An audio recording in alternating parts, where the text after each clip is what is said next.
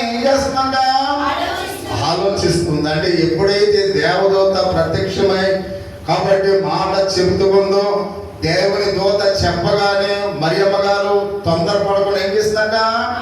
ఆలోచిస్తూ ఉంది. ఈ శోభవచనం ఏంటి, ఈ దేవదూత చెప్పిన మాట ఏంటి అని ఆమె ఏం చేస్తుందంట?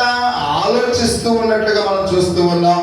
కాబట్టి యేసుక్రీస్తు వారు జన్మించినప్పుడు కూడా పొలంలో ఉన్న ఆ యొక్క పొలంలో బస చేస్తున్న కాపరులు కూడా దేవుని ఆ యొక్క దూత శుభవార్త ప్రకటించినప్పుడు వారు వేగిరపడి ఎప్పుడైతే మరియా యేసేపు దగ్గరికి వచ్చారో, పండుకున్న శిష్యులను చూశారో, కాబట్టి అయితే మరియా ఆ మాటలు తన హృదయములో తలపోసుకుని భద్రము చేసుకుంది అని లూకాసు వార్త 2వ అధ్యాయము 14వ వచనంలో మనం చూస్తూ ఉన్నాం. అంటే ఆ గొర్రెల కాపర్లు చెప్పిన మాటలు, గొర్రెల కాపర్లు ఏం చెప్పారు? మా దగ్గరికి దేవదూత వచ్చింది, ఆ దేవదూత ఈ విధంగా చెప్పింది అని ఆ శుభవచనాలు ఎప్పుడైతే మరియమ్మకు యేసేపుకు చెప్పారో, వాళ్ళు వెంటనే మరియమ్మ గారు ఏం చేసిందంట? ఆ విషయాలన్నీ కూడా తలపోసుకుని, అంటే ఇక్కడ తలపోసుకున్నటువంటి జ్ఞాపకం చేసుకుని ఆ మాటలు ఏమై ఉన్నాయని అనుకుని ఆలోచించి ఆ మాటలను తన హృదయంలో ఏం చేసిందంట? భద్రము చేసుకుంది. అంటే భద్రం చేసుకుంటాం అంటే దాని అర్థం ఏంటి? దాచుకోవటం. భద్రం చేసుకోవాలంటే చూడండి, మనకు బంగారం ఉంది అనుకోండి, పట్టుకెళ్ళి ఆ టేబుల్ మీద ఎక్కడ పెడతామా? దాన్ని ఏం చేస్తాం? బీరువాలో పెట్టి భద్రంగా దానికి తాళం వేసి ఉంచుతాం. ఎందుకని? అది విలువైన వస్తువు కనుక. కాబట్టి అందుకనే చూడండి, కొంతమంది జేబీలో రైల్వే స్టేషన్ ప్రయాణం చేస్తున్నప్పుడు వాడు ఎంత ఇవ్వాలి? 10 రూపాయలే ఇవ్వాలి. మీరు ఎప్పుడైనా చూస్తారు, కొంతమంది నేను చూస్తూ ఉంటాను, అది బస్ టికెట్ ఎంత ఇవ్వాలి? 10 రూపాయలు ఇవ్వాలి. నిజంగా వాస్తవంగా వాడు జ్ఞానవంతుడైతే ఒక 10 రూపాయలు బస్ టికెట్ కానీ ముందే తీసుకుని పెట్టుకోవాలి. ఏం చేస్తాడు? ఈ 500 కట్ట ఎలా తీసి అందులో ఇలా లెక్కేసి అందులో ఉన్న 10 రూపాయలు ఇస్తాడు.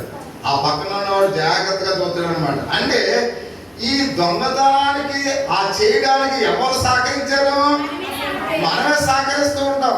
కానీ నిజంగా వాస్తవంగా ఏం చేయాలి? అది ముందుగానే మనం ప్రిపరేషన్ చేసుకోవాలి. దీనికి 10 రూపాయలు ఖర్చు అవుతాయి. ఆ 10 రూపాయలు బయలుడితే ఈ ఎవరికైనా కనపడతాయా? కనపడదు. అంటే కొన్ని సందర్భాల్లో మన లోపాల ద్వారానే ఏం జరుగుతూ ఉంటాయి? ఆ మాలుగా జరుగుతూ ఉంటాయి. ప్రియమైన వాళ్ళ అలాగ కాకుండా ఇక్కడ మరియమ్మ గారు విన్న వాక్యాన్ని చాలా భద్రంగా ఏం చేసిందంట? తన హృదయంలో దాచుకుంది. కాబట్టి రాత్రి విన్న వాక్యము మీరు ఎలా చేస్తూ ఉన్నారు? భద్రంగా దాస్తూ ఉన్నారా అమ్మా, లేకపోతే మీరు విడిచిపెట్టారా? కానీ మరియమ్మ గారు అయితే ఏం చేసిందంట? భద్రముగా దాచి ఉంది అనే విషయాన్ని మనం చూస్తూ ఉన్నాం. కాబట్టి 12వ ఏట యేసుక్రీస్తు వారు యెరూషలేముకు వెళ్ళి శాస్త్రులతో పరిచయులతో కూర్చుని ఆయన ఎప్పుడైతే ఆ మాటలు ఆలకిస్తున్నప్పుడు, వాళ్ళు ప్రశ్నలు వేస్తున్నప్పుడు బైబిల్లో ఇలా రాయబడినట్లుగా మనం చూస్తున్నాం, ఆయన తల్లి ఈ సంగతులన్నింటినీ హృదయములో భద్రము చేసుకుంది అని మనం చూస్తున్నాం. ప్రియమైన వాళ్ళ 2వ అధ్యాయము 54 వచనంలో 50 వచనంలో అంటే ప్రతి విషయంలో కూడా దేవుని వాక్యాన్ని మరియమ్మ గారు ఏం చేసిందంట? భద్రం చేసుకుంది. అంటే వాక్యం యొక్క విలువ తెలుసు కనుక, వాక్యంలో ఉన్న ఆ యొక్క అద్భుతాలు తెలుసు కనుక, వాక్యంలో ఉన్న శక్తి కలిగ తెలుసు కనుక మరియమ్మ గారు వాక్యాన్ని ఏం చేసింది? భద్రం చేసుకుంది. మనము కూడా ప్రతి శుక్రవారము, ప్రతి ఆదివారము విన్న వాక్యం కాబట్టి మన హృదయాలు మనం ఏం చేయాలి? భద్రం చేసుకోవలసిన వారినట్టుగా మనం చూస్తూ ఉన్నాం. అంటే ఆలోచించడం వలనే ధ్యానించడం అనేది అలవర్చుకోవాలి. ప్రియమైన వాళ్ళ అంటే విన్న వాక్యము ఇంటికి వెళ్ళిన తర్వాత దాన్ని రిమెంబర్ చేసుకోవాలి.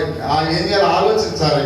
పాస్టర్ గారు చెప్పిన వాక్యం ఏంటి, వాటిలో ఉన్న సత్యం ఏంటి, అవి మన జీవితాలకు ఎలా ఉపయోగకరంగా ఉంటాయి, ఆ మాటలు మన జీవితాలు ఎలా అనుభవించుకోవాలి, ఆ మాటల ద్వారా మన కుటుంబం ఎలా దీవించబడుతుంది, ఆ మాటల ద్వారా రక్షణ నా జీవితంలోనికి ఎలా వస్తుంది, అవన్నీ కూడా చెప్పిన వాక్యం అంతా కూడా మనం ఏం చేయాలి? తలపోసుకోవాలి, ఆలోచించాలి. అందుకని ఇక్కడ విని మళ్ళా ఆ యొక్క గుమ్మం దాటిన వెంటనే అవి మనం మర్చిపోయే వారంగా ఉండకూడదు. వాక్యాన్ని ఎప్పుడు కూడా మనం ఏం చేయాలంట? ఆలోచించాలి. అంటే మరియమ్మ గారు ఏం చేస్తున్నామే? భద్రపరచుకోవడం, ఆలోచించడానికి మనం చూస్తున్నాం. ప్రభువునకు ప్రీతికరమైన గుణాతిశయములో ఒకటి ఆయన ధ్యానించడం. ప్రియమైన వాళ్ళ, దేవునికి బాగా ఇష్టమైంది ఏంటంటే ఆయన ధ్యానించడం. మనం ఎప్పుడైతే ఖాళీగా కూర్చున్నామో ప్రభువుని ధ్యానించాలి. ఆయన మన కొరకు ఏం చేశాడు, ఆయన మన కొరకు ఆయన ఎటువంటి మంచి కార్యాలు చేస్తూ ఉన్నాడని ఎప్పుడు కూడా ఆ ప్రభువుని ధ్యానిస్తూనే మనము ఉండాలి. సమయము దొరికితే మనం చేస్తాం, మన పక్కింటి వాళ్ళ గురించి ఆలోచన చేస్తుంటాం, లేదా మన పొరుగింటి వాళ్ళ గురించి ఆలోచన చేస్తాం. కాబట్టి వాటి గురించి కూడా ఆలోచించకూడదు. ఎక్కడైతే ప్రశాంతంగా కూర్చున్నామో ప్రభు కొరకే ధ్యానించాలి, ప్రభు కొరకే మనం ధ్యానించాలి. అదే దేవునికి ప్రతీకారమైనది, ఇష్టమైనది. దేవునికి ఇష్టమైన పనులు మనం చేస్తే దేవుడు మళ్ళీ ఏం చేస్తాడు, ఉన్నతమైన స్థితిలో మనను ఉంచుతాడు అనే విషయానికి మనం చూస్తూ ఉన్నాం. అంటే ఆయన ధ్యానించడం ఇంపుగా ఉంటుంది. ప్రభుకి ఎలా ఉంటుందంట, ఇంపుగా ఉంటుంది, అంటే ఇష్టముగా ఉంటుంది అని మనం చూస్తాం. చివరి మాట, 6వ మాట చాలా ప్రాముఖ్యమైనది. ఎందుకంటే త్యాగము చేయుటకు ముందుకు వచ్చే స్వభావం కలిగినది. ప్రియమైన వారు, అంటే త్యాగాన్ని చేయడానికి ఆమె ముందుకు వచ్చే స్వభావాన్ని కలిగి ఉంది. క్లుప్తంగా మనం చూద్దాం.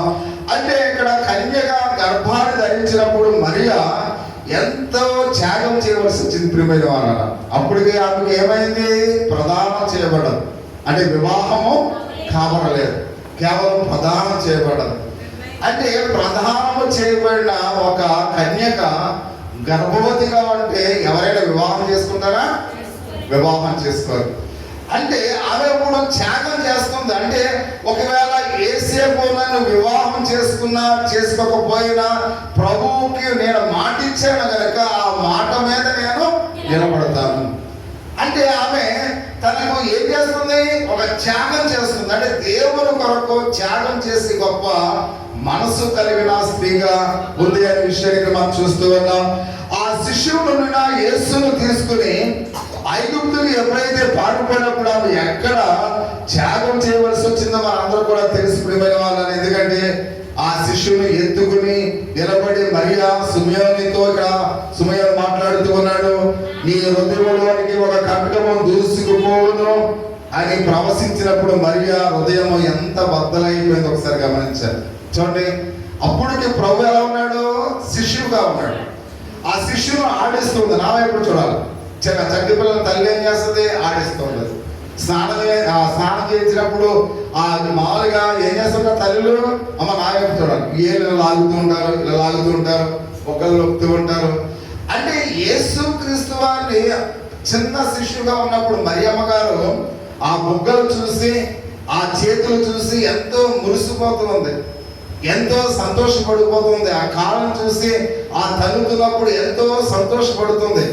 అటువంటి సమయంలో సుమయోను ఏమన్నాడు, నీ హృదయంలోంచి ఒక ఖడ్గము చూసుకో. అంటే ఆ వాటిలో ఉన్న సారాంశాన్ని మనం చూస్తున్నప్పుడు అక్కడ సుమయోను చెబుతున్నాడు, అమ్మా ఈ బాలుడైన ఈ శిశువుగా ఉన్న ఈ యొక్క పసిపిల్లవాడి చేతిలో ఒక రోజు మేకులు కొట్టబడతాయి, కాలంలో చీరలు కొట్టబడతాయి, దేహములో బల్యముతో పొడవబడుతుంది, తన తల మీద ముళ్ళ కిరీటం ధరిస్తారు, తన వీపంతా కూడా దున్నపడుతుందని ఆ తల్లి ఆ పసిపిల్లవాడిని ఎత్తుకున్నప్పుడు ఆ సుమయోను చెప్తున్న మాటలు వింటున్నప్పుడు ఆ తల్లి ఎంత వేదన చెందిందో ఒకసారి గమనించండి.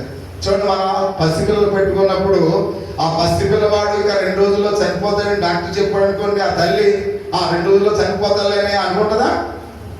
ఆమె వేదన, ఆమె బాధ వర్ణాది అసలు మనం ఎవరు కూడా వర్ణించలేకపోయిన వాళ్ళు. అంటే తల్లి ప్రేమ అది ఎంతో అమోఘం. ఎందుకంటే మీ అందరికీ తెలుసు, నేను చెప్పవలసిన, ఎందుకంటే తండ్రి కన్నా తల్లి ప్రేమ ఎంతో గొప్పది.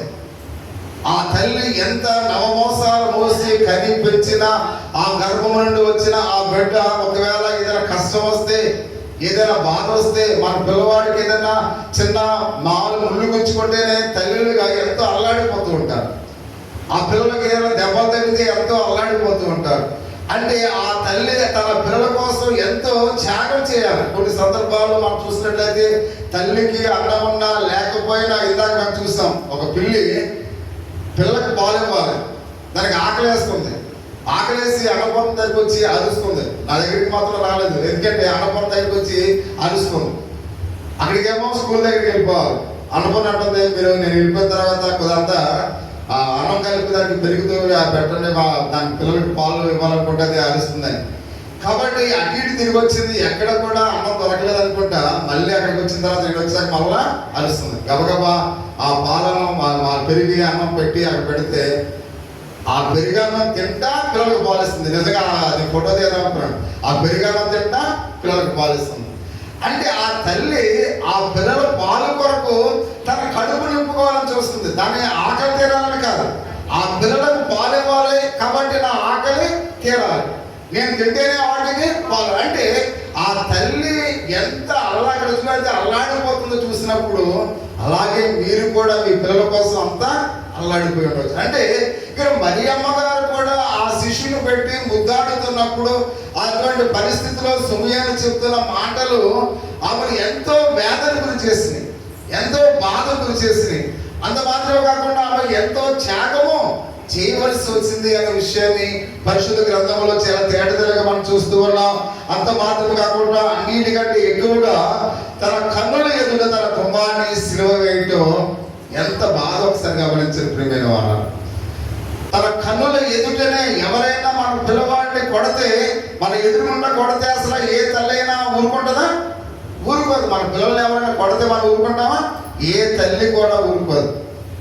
ఇక్కడ మనం చూస్తూ ఉన్నాం. అంటే తన ఎదురుగానే యేసుక్రీస్తు వారిని సిలువ వేస్తుంటే అలాగనే తన బాధను దిగమింగుకుని ఆమె ఎంతగా ఏడుస్తుందో, ఎంతగానో ప్రలాపిస్తుంది.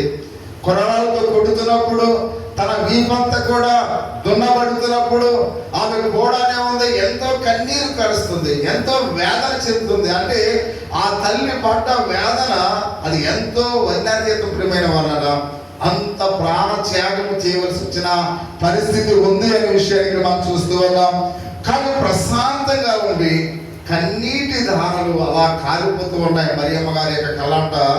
ఆ కన్నీటి ధార అంటే ఆమె ప్రశాంతంగా ఉన్నప్పుడు కూడా తన మనోవేదన, మనోబాధ కళ్ళంట ఏమవుతుందంట? ఏడుస్తుంది అనే విషయాన్ని మనం చూస్తూ ఉన్నాం.